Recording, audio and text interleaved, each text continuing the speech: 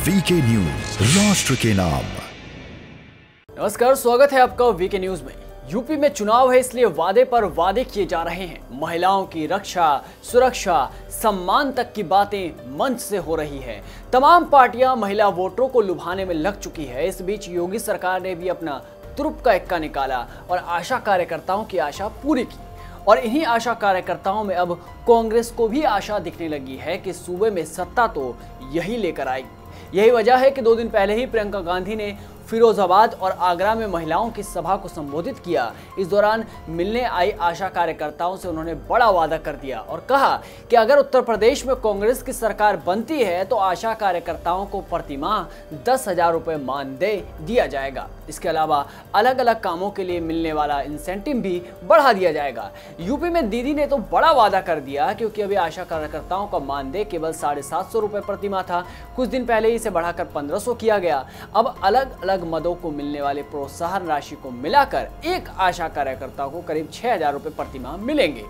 अब एक तरफ तो योगी सरकार ने मानदेय बढ़ाया, तो दूसरी तरफ प्रियंका गांधी ने चुनावी वादा कर दिया कि आशा कार्यकर्ताओं को प्रतिमाह 10,000 रुपए मानदेय दिए जाएंगे, जबकि अलग अलग मदों में मिलने वाली प्रोत्साहन राशि को भी दुगना कर दिया जाएगा। इस तरह से प्रतिमाह आशा बहनों का मानदेय करीब 17 से 18,000 रुपए हो जाएगा। ये दीदी का वादा है। अब ऐसे में सवाल ये है कि दीदी के लिए या पार्टी के लिए यूपी चुनाव में आशा कार्यकर्ता क्यों जरूरी है? क्यों उन्हें अपने राज्य के आशा कार्यकर्ताएं नजर नहीं आ रही? क्या ये सिर्फ चुनावी स्टंट मात्र है और कुछ नहीं? सवाल इसलिए भी अहम हो जाते हैं क्योंकि उत्तर प्रदेश में आशा कार्यकर्ताओं की संख्या तकरीबन 2,10,000 है, जिनमें से 1,56,000 से अधिक आशा कार्यकर्ता ग्रामीण क्षेत्रों में तैनात हैं, जबकि 60,000 से अधिक शहरी क्षेत्रों में है।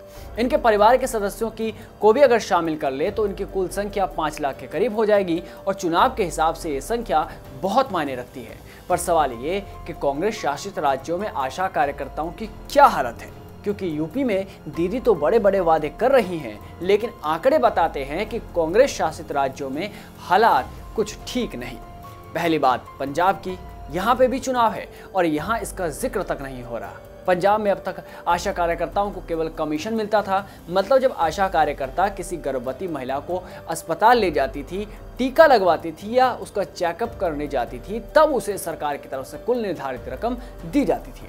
2 दिन पहले ही पंजाब के मुख्यमंत्री चरणजीत सिंह चन्नी ने आशा कार्यकर्ताओं को नए साल का तोहफा दिया और अब आशा वर्करों को 2,500 रुपए प्रतिमाह मानदेय के तौर पर दिए जाएंगे। यूपी में 10,000 और पंजाब में 2,500 रुपए प्रतिमाह। खैर, अगली बारी है राजस्थान की। यहाँ कांग्रेस शासित राज्य है, गहलोत जी की सरकार है और यहाँ सबसे बुरी स्थिति है। यहाँ एक आशा कार्यकर्ताओं को सभी भत्ते मिलाकर प्रति माह केवल 2,970 रुपए मिलते हैं। कोरोना काल के दौरान एक कोरोना मरीज के घर सर्वे करने का मात्र 1 रुपया दिया जाता था। अब इसको समझिए कि एक घर का सर्वे 1 रुपया। इसके अलावा साल में 2 बार नीली साड़ी दी जाती है, हालांकि 2 साल से ये भी नहीं मिली। अब बारी छत्तीसगढ़ की। यहाँ भी आशा कार्यकर्ताओं और सहयोगियों को प्रतिदिन 50 रुपए यात्रा भत्ता मिलता था। 2 दिन पहले इसे बढ़ाकर 100 रुपए कर दिया गया। इसके अलावा 7 तरह की सेवाओं में आशा कार्यकर्ताओं को मिलने वाली प्रोत्साहन राशि दोगुनी कर दी गई। बाकी सब वैसा ही है। यहाँ भी केंद्र सरकार की तरफ से दिए जाने वाले प्रतिमाह 2,000 रुपए के अलावा आशा कार्यकर्ताओं और सहयोगियों को यात्रा भत्ता मिलता है। इस तरह से कुल मिलाकर एक आशा कार्यकर्ता को प्रतिमाह केवल 4,000 रुपए मिलते हैं। अब सवाल ये कि यूपी की आशा कार्यकर्ताओं पर दीदी मेहरबान है, तो फिर छत्तीसगढ़, पंजाब और राजस्थान की आशा कार्यकर्ताओं के लिए क्या दीदी ने इनके लिए भी कुछ सोच रखा है?